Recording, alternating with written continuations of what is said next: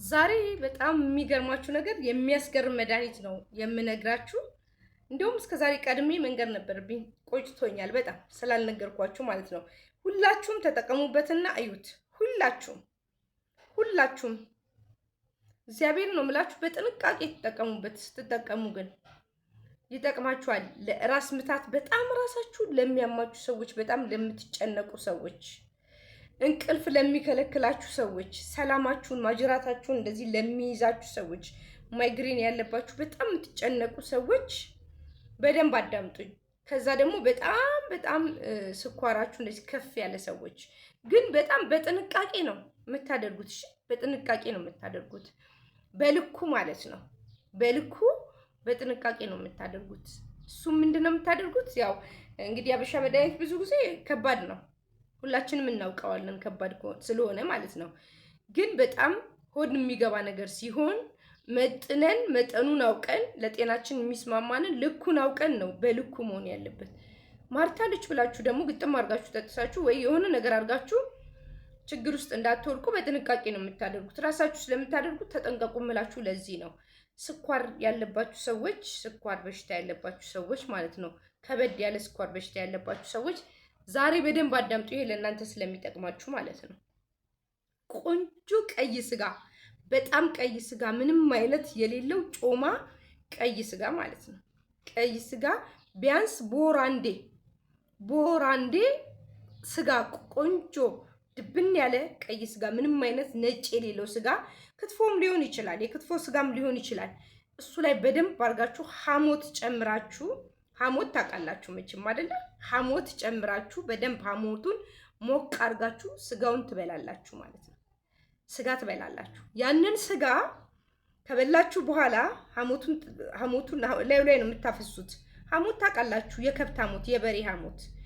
ሐሞቱን ላዩ ላይ በደንብ ሞቅ አድርጋችሁ ጨምራችሁ ሐሞቱን ለውስ በእንትን አድርጋችሁ እስቲ እንደው 3 ወር እንደሱ ተጠቀሙና እንደው በ15 ቀን አንዴ ተጠቀሙና በወር 2 ተጠቀሙና ስኳራችሁን ተለኩና ታሪኩን እንዳይተዋላችሁ። አንደኛ ላይ መጀመሪያ ሌላ ሰው ላይ ነው ያደረግነው፣ እንደዚህ ፋሚሊ ላይ ነው ያደረግነው። ግን ምን ያህል ፐርሰንት ዜሮ እንደወረደ ነው የምነግራችሁ። እግዚአብሔር በጣም ለኔ ለራሴ ትንግርት ነው የመሰለኝ ማለት ነው።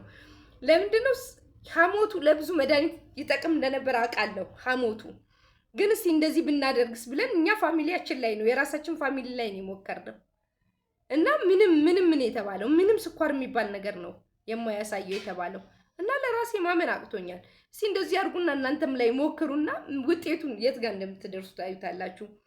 ሐሞት ከከብት ውስጥ የሚወጣ ሐሞት በጣም መራራ እና በጣም አደገኛ ነው። ካያችሁት በጣም ሐሞቱ በጣም መራራ፣ በጣም አደገኛ፣ የሚሰነፍጥ ብቻ ሳይሆን ከባድ የሚባል ሐሞት ነው።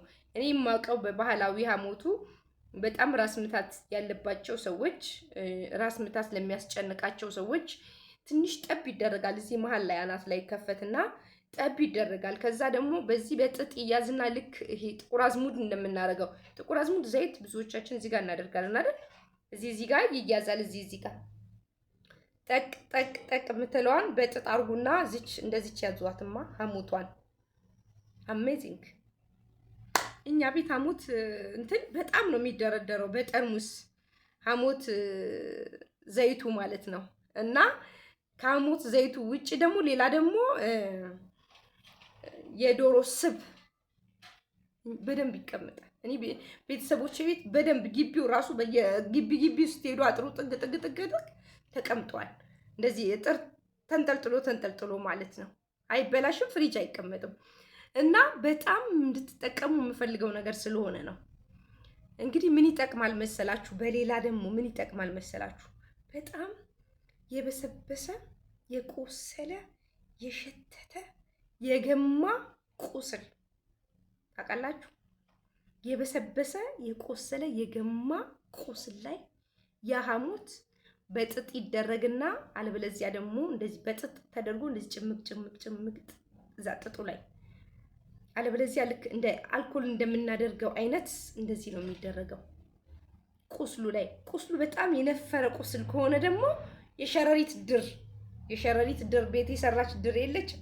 ያችን ድር ያነሷትና እዛች ሐሞቷን ከስር ያደርጉና ድሯን እዛ ላይ ገብርኤልን ነው የምላችሁ በ3 ቀን ነው የሚደርቅ። ስንት ዓመት አልደርቅ ያለ አሁን ስኳር ያለባቸው ሰዎች አሉ። ቁስል አልደርቅ ያለ ንፍር ያለ ቁስል፣ ይሄ የሚሰቃዩት ቁስል። እስቲ የሐሞት እንትን አድርጉበት፣ ሐሞት አድርጉበት፣ የከብት ሐሞት አድርጉበት። ውጤቱን ታዩታላችሁ። ከሐሞት እንትን ውጪ ደግሞ ከዛ የሸረሪት ድር ላዩ ላይ ጠፍጥፉበት። ልክ እንደ ፕላስተር የሸረሪት ድር ራሱ መልካችን ከለራችንን ነው የሚያመጣው። የእኛን የተፈጥሮ ከለራችንን ድሩ ጥብቅ ብሎ እዛ ላይ ሰውነት ነው የሚመስለው። እንዴት ቁስል ያደርቃል መስላችሁ? አሜዚንግ። እኔ በጣም ነው የገረመኝ። ስኳር ያለባችሁ ሰዎች፣ ቁስል አልድን ያለባችሁ ሰዎች እሱን ተጠቀሙ። ቁስል ምግልግል ብሎ ቁስል እምቢ ያላችሁ ሰዎች፣ ይሄ ለካንሰር የሚነፋፍሩ ቁስሎች የሉ፣ እሱን ተጠቀሙ እስቲ። እውነቴን ነው የምላችሁ። እንደ ቀላል የምናያቸው ነገሮች በጣም እጃችን ላይ የሆኑ ባህላዊ የሚያስገርሙና ለዶክተሮች ነገ እንዲጠቀሙበትና ብዙ ሰው ማዳን የሚችሉበትን መድኃኒት ነው እየነገርኳችሁ ያለሁት። እና እስቲ ይሄንን ያርጉና እናንተም በየቤታችሁ ሐሞት አስቀምጡ። የዶሮ ስብ ደግሞ አስቀምጡ። ነግራችኋለሁ መድኃኒትነቱ ለምን እንደሚጠቅም በቀጣይ እሰራላችኋለሁ። ግን የሐሞቱን በቀይ ስጋ በክትፎ ስጋ በደንብ አድርጋችሁ ብሉና ስኳር ያለባችሁ ሰዎች ተለቁ። ስኳራችሁ ወርዶ ወይ ባዶ ተብላችሁ ታዩታላችሁ።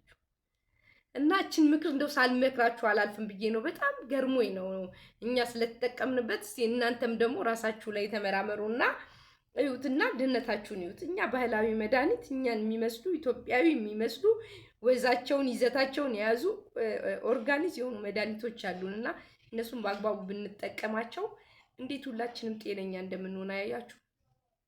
ሆዳችን ወደ ውስጥ የሚጎዳ ነገር ስላልሆነ ተጠንቅቀን ውጭ ላይ የምንጠቀማቸው ነገሮች ግን በጣም ፈውስ እና መድኃኒት ናቸው ለኛ ማለት ነው። ይሄንን አርጉና እናንተም ደግሞ መታችሁ ይሄው ማርታ ልክ እኔ የሆነ መድኃኒት ነግሬያቸው እንደዚህ ብለሽን እንደዚህ አድርገን ተሻለን፣ እንደዚህ ብለሽን እንደዚህ ሰርተን ተሻለን እንደምትሉት ሁሉ እናንተም ደግሞ እንደዚህ አድርጋችሁ ለመዳን ያብቃችሁ፣ እንድትድኑ በጣም ጉጉቴ ነው። ደግሞ ቤታችሁ ራሳችሁን ትሪት ስታደርጉ ደስ ስለሚለኝ ራሳችሁን ስታክሙ፣ ልጆቻችሁን ስታክሙ እናንተ ጤናችሁ በእጃችሁ ላይ እንዳለና እናንተ ስትታመሙ በጣም ቀላል እንደሆነ ቤታችሁ በትክክል ራሳችሁ አርጋችሁ መዳን እንደምትችሉ ሁሌ ተስፋችሁ ጭንቅላታችሁ ላይ እንዲኖር ነው የማደርገው። ደስ የሚለኝ ለዛ ነው። ሁሌ ጊዜ አርጉት እስቲ እጓጓለሁ፣ ይሄን ተጠቀሙት እምለው ለዛ ነውና በቀላል ቁስል ያለባችሁ ሰዎች በቀላል ፈውስ ነው የምትድኑት። ይሄንን አርጋችሁ እንግዲህ መቼም ብዙዎቹ እኔ በጣም ብዙ ቦታ ይቻለው ቀማሚዎች፣ ብዙ መድኃኒት የሚሰሩ ሰዎች እኔ ሰራሁትን መድኃኒት ገልብጠው እነሱ ሲናገሩ አይቻለሁ። ገልብጠው በፊት ያልተሰራውን መቼ እንደተሰራ ቀኑን እንኳን ብናየው እውነቴን ነው የምላችሁ ጭራሽ አያውቁትም ነበር። እነሱ ይሄ ቅጠል፣ ይሄ ግራዋ፣ ይሄ ምናምን እያሉ ነው አይደል የሚናገሩት። እኛ ደግሞ እንግዲህ በትክክል በቅርባችን ያለው ለምን እንደሆኑ የማይታወቁ መድኃኒቶችን ነው የምንናገረው። ስለዚህ ኮፒ እያደረጉ እየኮረጁ ነው። ጥሩ ነው፣ ይኮርጁ፣ ኮፒ ያርጉ፣ ያልሆነ ነገር ጨምረው እንዳይነግሯቸው እንጂ አለበለዚያም ደግሞ ያው እነሱ መሸቀያ እንዳያደርጉት ብለን ነው እንጂ ህዝቡ አቅሙ ካለው ይግዛ ከነሱ፣ አቅሙ ከሌለው ደግሞ ራሱ ሰርቶ እንዲጠቀም ለህዝብ ማስተላለፍ እንዳለባቸው ነው። እኔ እሱን ነው አሁን እኔ ሁልጊዜ የምናደደው እሱ ነው። ሰው አቅም ካለው ከማርታ መውሰድ ይችላል፣ አቅም ከሌለው ደግሞ ራሱ አዘጋጅቶ መጠቀም ይችላል ነው የኔ ፕሪንሲፕል። ለዛ ነው እናንተም እንደሱ አድርጉ። ቅጠላ ቅጠል እየሰጣችሁ አትግደሏቸው የምለው ለዛ ነው፣ ያልሆነ ቅጠል ስለሚሰጡ ማለት ነው።